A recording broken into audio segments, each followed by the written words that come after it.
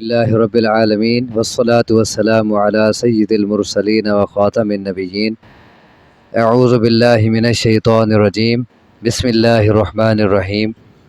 سورۃ بنی اسرائیل آیت نمبر 37 سے ولا تمشی فی الارض مرحا، اور نہ چل تو زمین میں اکڑ کر، انک لن تخرق الارض، بے شک تو ہرگز نہیں پھاڑ سکے گا زمین کو، ولن تبلغ الجبال طولا، اور ہرگز نہیں پہنچ سکے گا تو پہاڑوں کو بلندی میں۔ اس آیت میں اللہ تبارک و تعالی نے ایک اور بات سے منع کیا ہے۔ جیسا کہ اوپر بہت سے احکام آ رہے تھے، کچھ باتوں کا حکم تھا، کچھ سے منع تھا، یہاں تکبر سے منع کیا گیا ہے۔ اور تکبر بھی یعنی چلنے کے انداز میں تکبر، ولا تمشی فی الارض مرحا، اور نہ چل تو زمین میں اکڑ کر، یعنی تیری چال میں تکبر نہیں ہونا چاہیے اور اترا کے تجھے نہیں چلنا چاہیے۔ دیکھیں، رحمان کے بندوں کی جو صفات بیان کی گئی ہیں قرآن مقدس میں، ان میں سب سے پہلی جو صفت ہے وعباد الرحمن الذین یمشون علی الارض ہونا، رحمان کے بندے وہ ہیں جو زمین پر نرمی سے چلتے ہیں، یعنی ان کی چال میں تکبر نہیں ہوتا، عاجزی اور انکساری سے چلتے ہیں۔ یہ رحمان کے بندوں کی صفت ہے، اور تکبر یہ اللہ کو پسند نہیں ہے، اس سے روکا گیا ہے۔ حدیث میں اس کے متعلق بہت وعیدیں آئی ہیں۔ مثلا ایک حدیث میں ہے، صحیح مسلم کی روایت ہے، رسول اللہ صلی اللہ علیہ وسلم فرماتے ہیں کہ جس کے دل میں ایک رائی کے دانے برابر بھی تکبر ہوگا وہ جنت میں نہیں جائے گا۔ ایک اور حدیث ہے، حدیث قدسی ہے، رسول اللہ صلی اللہ علیہ وسلم فرماتے ہیں کہ اللہ کہتا ہے کہ تکبر اور بڑائی اور عظمت یہ میری صفتیں ہیں، جو ان صفتوں کو مجھ سے چھینے گا تو میں اسے جہنم میں ڈال دوں گا۔ سنن میرے باجا کی صحیح روایت۔ تکبر اور عظمت، بڑائی یہ میری صفتیں، اللہ کہتا ہے، جو ان صفتوں کو مجھ سے چھینے گا، یعنی جو دنیا میں بڑا بنے گا اور تکبر کرے گا اور اپنے آپ کو بڑا کہے گا تو میں اس کو جہنم میں پھینک دوں گا۔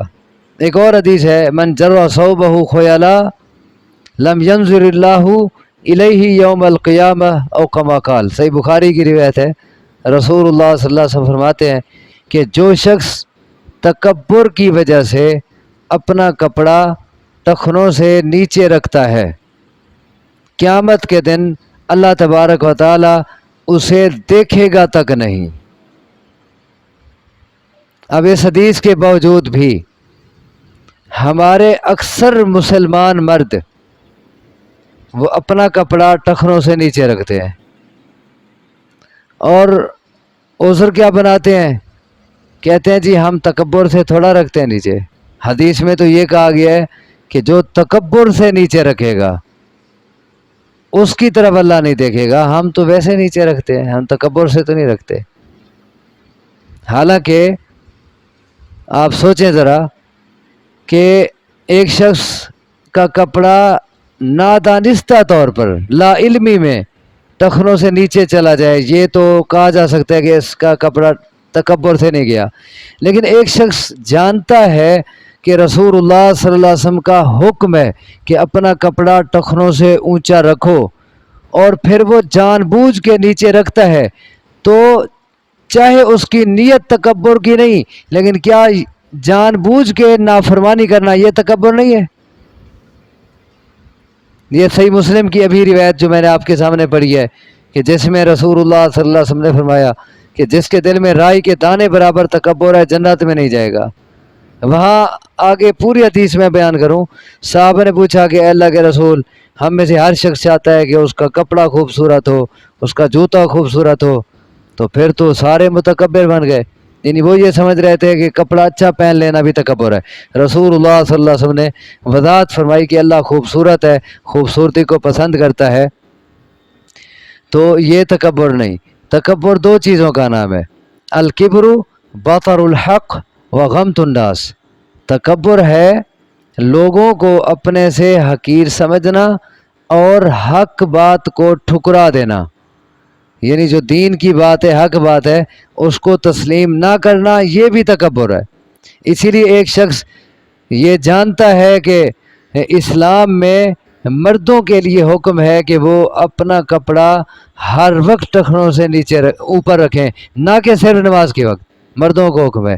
جو شخص یہ جانتا ہے لیکن اس کے باوجود بھی وہ جان بوجھ کے کپڑا ٹخنوں سے نیچے کر لیتا ہے تو یہ تکبر ہی ہے۔ اسی لیے اس کا یہ عذر نہیں چلے گا کہ میں تکبر سے تو نہیں کر رہا۔ اور بلکہ سنن ابی داؤد کی ایک روایت میں رسول اللہ صلی اللہ علیہ وسلم نے یہ صراحت کی ہے۔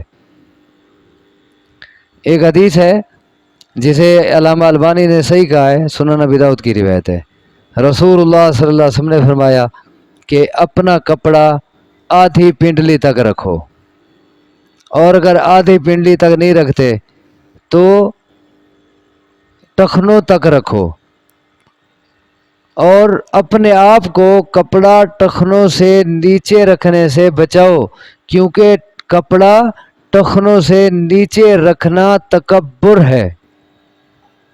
تو اسی لیے یہاں تو یہ بات ہی ختم ہو گئی کہ نیت انسان کی کیسی ہے۔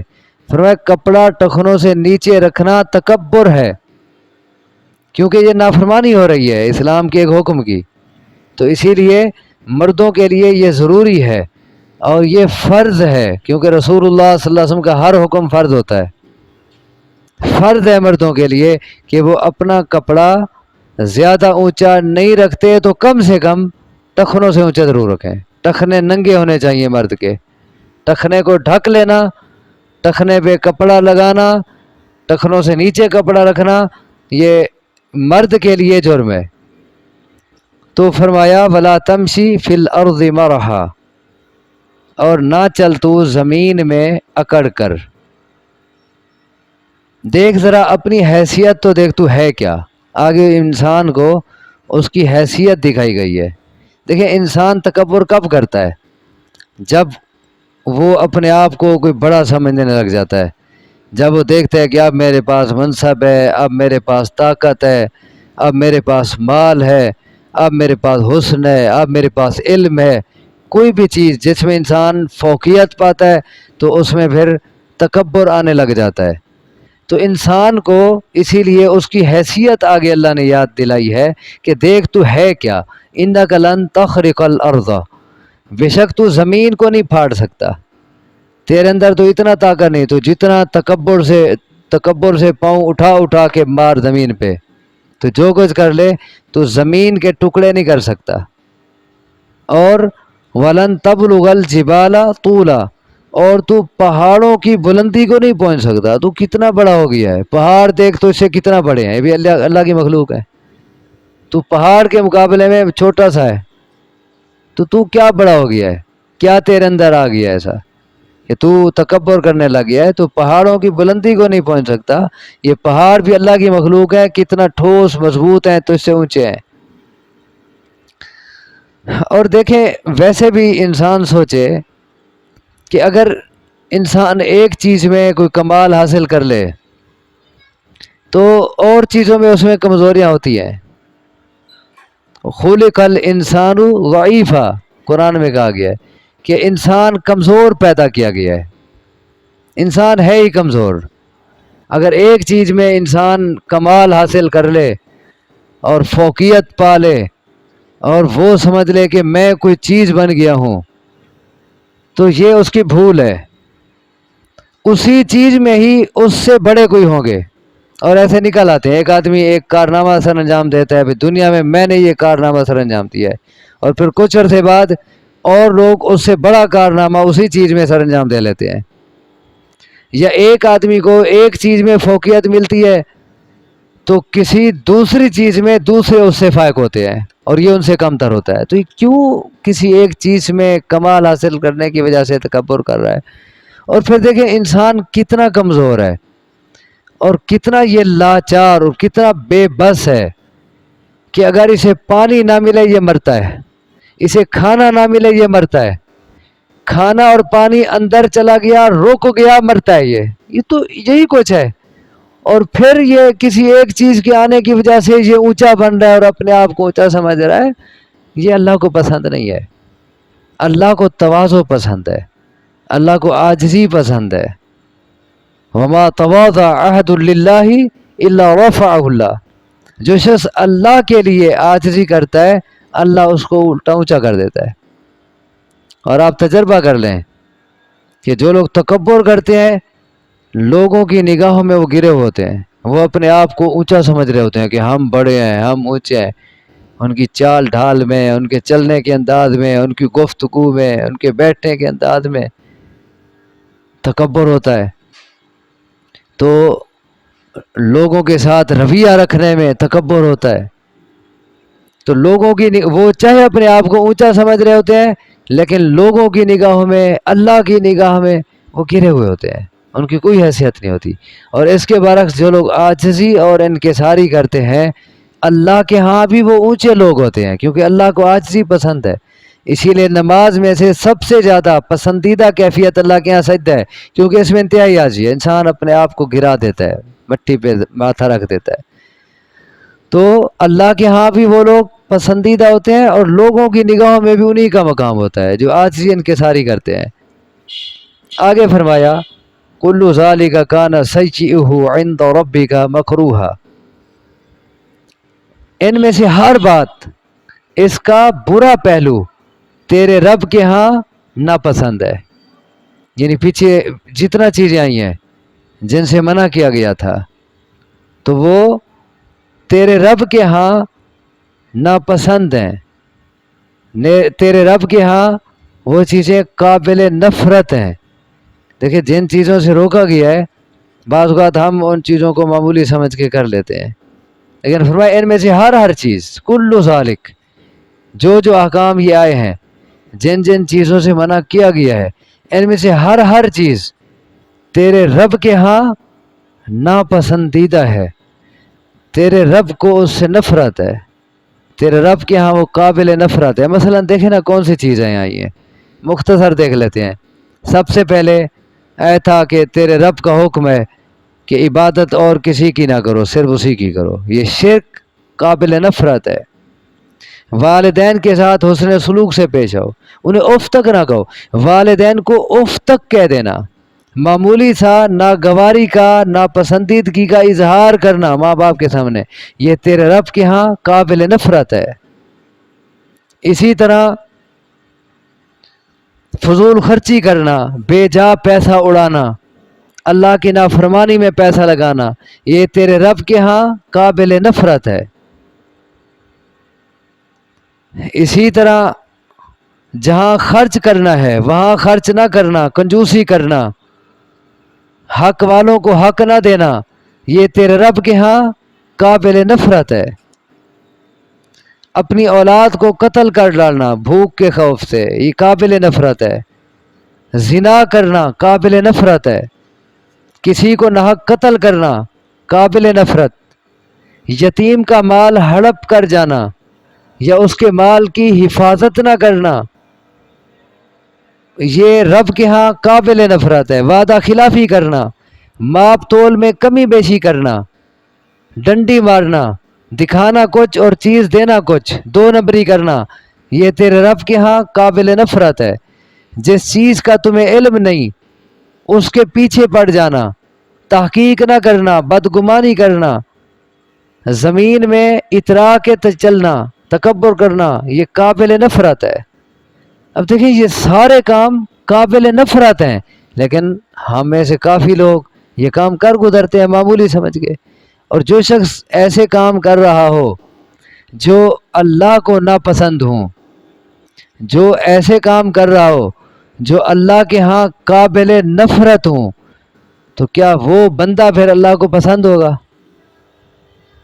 تو وہ بندہ بھی اللہ کے ہاں کیا ہوگا؟ قابل نفرت، وہ اللہ کو پسند نہیں ہوگا۔ آگے فرمایا ذالک مما اوحا الیک ربک من الحکمہ، یہ احکام جو اوپر آئے تفصیلی، جن میں کافی باتوں کا حکم تھا، کافی باتوں سے روکا گیا تھا، یہ ان میں سے ہیں جن کی تیرے رب نے وحی کی ہے حکمت میں سے، یہ ان میں سے ہیں کہ وحی کی ہے تیری طرف تیرے رب نے من الحکمہ، حکمت میں سے، یہ سارے احکام حکمت میں سے ہیں، یہ تیرے رب کی وحی ہے، یہ لوگوں کے احکام نہیں ہے، لوگوں کا حکم نہیں ہے، یہ رب کا حکم ہے، اور جس چیز کا اللہ نے حکم دیا ہے اس میں بھی حکمت ہے، اور جس چیز سے روکا ہے اس میں بھی حکمت ہے، یہ کوئی ایسے ہی نہیں احکام، حکمت بھرے احکام ہے۔ آخر میں پھر فرمایا وَلَا تَجْعَلْ مَعَ اللَّهِ إِلَٰهًا آخَرَ، اور نہ بنا تو اللہ کے ساتھ کوئی اور معبود۔ دیکھیں سب سے پہلا حکم بھی یہی تھا اور آخری حکم بھی یہی ہے، یہ جتنا احکام آئے ہیں ان میں پہلا حکم کیا تھا؟ وَقَضَىٰ رَبُّكَ أَلَّا تَعْبُدُوا إِلَّا إِيَّاهُ، تیرے رب کا حکم ہے کہ عبادت کسی کی نہ کر مگر صرف اسی کی۔ اور آخر میں پھر کیا فرمایا؟ وَلَا تَجْعَلْ مَعَ اللَّهِ إِلَٰهًا آخَرَ، اور اللہ کے ساتھ کوئی اور معبود نہ بنا، یہ شرک ہے، اور شرک سب سے بڑا گناہ ہے، یہ تمام فسادات کی جڑ ہے۔ اور معبود بنانا ایک یہ بھی ہوتا ہے کہ انسان مثلا اپنی خواہش کو معبود بنا لے، أَفَمَنِ اتَّخَذَ إِلَٰهَهُ هَوَاهُ، کیا وہ شخص دیکھا ہے آپ نے جو اپنی خواہش کو معبود بناتا ہے؟ معبود وہ ہوتا ہے جس کی بندگی کی جائے، جس کے پیچھے پیچھے چلا جائے، یہ خواہش کو معبود بنائے ہوئے، یعنی اپنی خواہش کے پیچھے چلتا ہے، تو گویا کہ اس نے خواہش کی عبادت کر لی ہے۔ تو جب انسان اپنی منمانی کرنے لگ جائے تو پھر اس میں تکبر آنے لگ جاتا ہے، پھر رب کے احکام کی خلاف ورزی ہوتی ہے۔ فرمایا اللہ کے ساتھ کوئی اور معبود نہ بنا، ورنہ کیا ہوگا؟ فَتُلْقَىٰ فِي جَهَنَّمَ مَلُومًا مَدْحُورًا، بس تو ڈال دیا جائے گا جہنم میں اس حالت میں کہ تو ملامت زدہ ہوگا اور دھتکارا ہوا ہوگا، یعنی تجھے جہنم میں جب پھینکا جائے گا ملوم ہوگا، تو تجھ پر اللہ کی طرف سے ملامت ہوگی، تیری برائی بیان کی جائے گی، تو پسندیدہ نہیں ہوگا، اور مدحورہ اللہ کی رحمت سے تو دور ہوگا۔ اللہ تبارک و تعالیٰ سے دعا ہے مجھے آپ کو سمجھنے کی، عمل کی توفیق عطا فرمائے۔ اقول قولی ھذا واستغفر اللہ لی ولکم، وآخر دعوانا ان الحمد للہ رب العالمین۔